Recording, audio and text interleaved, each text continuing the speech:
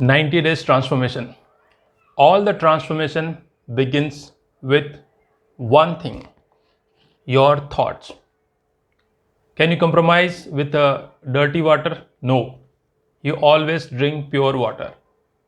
Likewise, are you compromising with thoughts, with bad thoughts? I don't think so. So if you want to change yourself, if you want to transform yourself, first work on your thoughts. Thoughts leads to feeling, feeling leads to action, and action leads to result. The book name as a man thinketh. This book will help you to transform your thoughts. And the moment you transform your thoughts, your life will transform. The moment you start working on your thoughts, the moment you improve the quality of your thoughts, everything will change automatically.